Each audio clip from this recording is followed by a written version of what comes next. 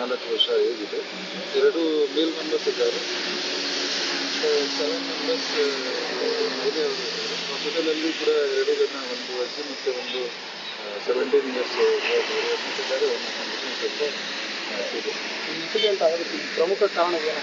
Major ಪ್ರಮುಖ ಕಾರಣ ಬಗ್ಗೆ ಇನ್ವೆಸ್ಟಿಗೇಷನಲ್ಲಿ ಬರುತ್ತೆ. ಈಗ ಅವರು ಸ್ಟೇಟ್ಮೆಂಟ್ ಕೂಡ ತಗೊಳ್ತಾರೆ.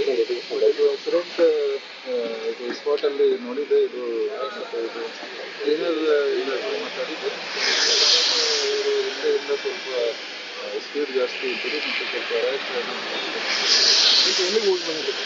ಇವರು ಚಿಂಚೋಳಿ ಅಲ್ಲಿ ಮಯಮ್ಮ ದೇವಸ್ಥಾನ ಇದೆ, ಅಲ್ಲಿಂದ ದರ್ಶನ ಮಾಡಿ ವಾಪಸ್ ಊರಿಗೆ ಹೋದಾಗ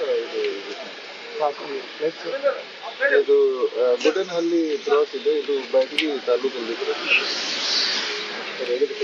ಆಯಿತು. ಈಗ ಹಾಸ್ಪಿಟಲಲ್ಲಿ ಹೋಗ್ತೀವಿ. ಅಲ್ಲಿ 2 ಜನ ಅಡ್ಮಿಟ್ ಇದ್ದಾರೆ.